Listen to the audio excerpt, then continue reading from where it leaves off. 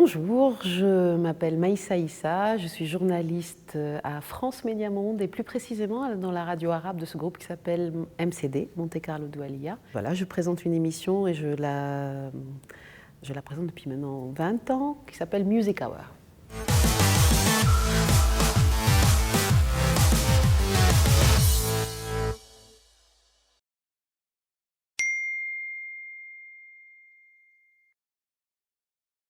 Je viens du nord du Liban, donc Tripoli, et pendant un moment, on n'avait pas d'électricité pendant les périodes de guerre. Et ma mère prend la voiture pour qu'on aille faire les courses. Et elle s'en va, elle me laisse dans la voiture, il fait très noir parce qu'il n'y a pas d'électricité.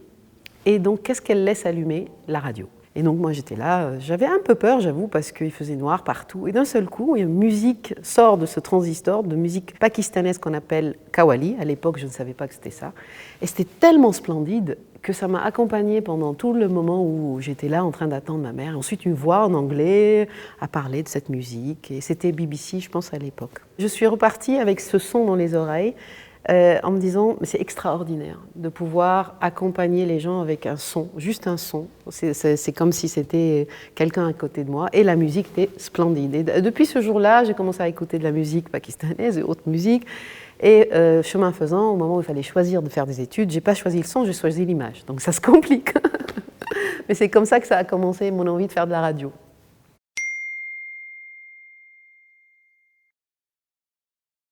Alors, mon métier a eu plusieurs visages. Quand j'ai commencé, j'ai fait des émissions un peu culturelles, on va dire, cinéma. J'ai fait une émission qui, si on veut la traduire de l'arabe, veut dire conteuse de Paris, où je faisais des reportages dans la ville. Et au fur et à mesure, je me suis vraiment installée dans la musique. Et donc, mon quotidien, c'est une 55 minutes quotidienne sur les ondes de MCD, où je reçois des artistes et je les interviewe au parcours, je leur fais ce qu'on appelle des cartes blanches, donc interview, montage, rencontre, et bien évidemment il y a l'aspect aussi voyage avec ce métier-là qui s'est un peu arrêté maintenant, où nous allons, donc plusieurs journalistes, couvrir des festivals, où là ça se passe durant les festivals, où je me déplace pour voir les artistes, voir leurs concerts.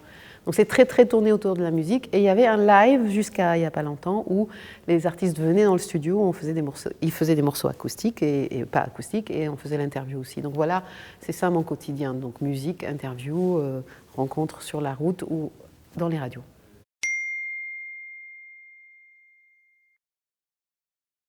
Les atouts, c'est franchement, je vais commencer par ça, c'est la rencontre, c'est avec les gens qui sont différents, de ce que nous sommes en fait. C'est vraiment l'ouverture vers l'autre. L'atout, c'est de pouvoir, à travers ce langage universel qui est la musique, tisser un lien, accepter l'autre comme il est, dans ce qu'il est, avec sa différence. Et il n'y a pas une plus belle façon de faire que la musique pour ça, parce qu'on peut ne pas du tout se comprendre. Mais si on écoute la musique ensemble, tout va bien. Et donc ça, c'est l'atout de mon métier. Et c'est devenu un peu mon but à moi aujourd'hui, de tisser le lien entre les gens à travers le son, la musique, les histoires. Et les difficultés, je dirais qu'elles sont minimes à côté de cet avantage. C'est-à-dire qu'il faut simplement pouvoir tenir la route dans le rythme, pouvoir être très régulier dans sa façon de travailler, ne pas aussi succomber par moments à la facilité, c'est-à-dire les choses qui se répètent, on a tendance à s'installer dans une façon de faire qui est toujours la même.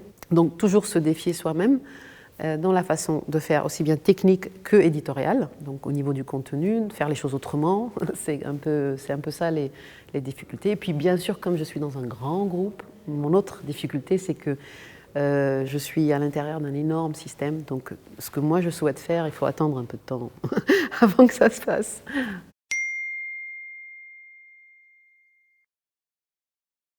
Je n'ai pas fait d'études de journalisme, j'ai plutôt commencé par l'image.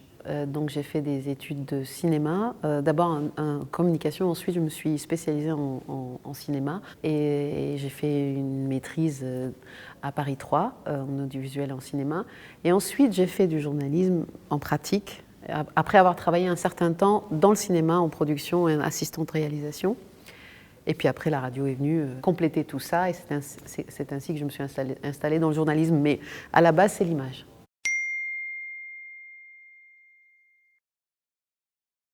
Je vais répondre en citant ce qui vient de se passer. En fait, moi, j'ai travaillé pendant longtemps avec des outils présents à la radio.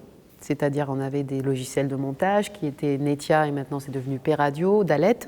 Et donc on enregistre dans des studios à la radio. Un studio de radio, il est conçu pour ça, donc microphone, etc. Et ensuite, avec le confinement et le télétravail, une nouvelle façon de faire est venue changer mon quotidien. Et je suis devenue donc plus autonome parce que je fabrique tout chez moi. Pour l'instant, j'ai un bureau virtuel sur mon PC.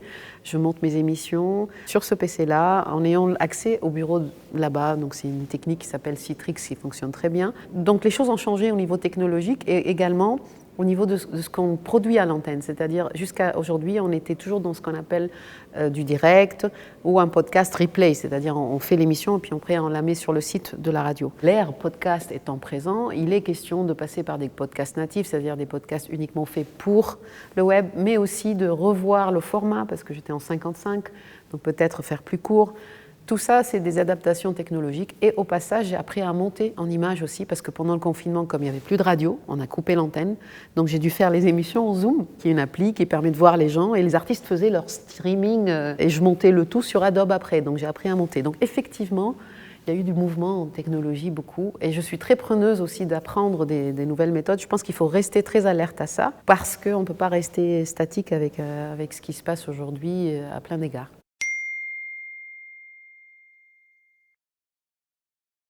Je vais répondre en disant le mot décentralisation, parce que moi j'ai beaucoup travaillé à Paris, et donc à Paris, quand on travaille à Paris, pour les gens qui ont travaillé à Paris, c'est très centralisé, c'est un système donc extrêmement bien construit, mais autour de cette ville. Et à un moment, effectivement, moi ce que Montpellier m'apporte, et je trouve que c'est super, et j'espère pouvoir lui apporter aussi, c'est un va-et-vient, c'est-à-dire une ouverture. C'est que les choses, surtout au niveau artistique, parce que comme moi je côtoie beaucoup d'artistes et qu'effectivement le monde artistique n'est pas limité à Paris, donc j'ai très envie de faire découvrir et de découvrir les groupes locaux, les artistes qui sont ici, de valoriser la richesse culturelle présente et que ça soit un vrai ancrage et que je puisse déplacer quelque part mon poids vers ici.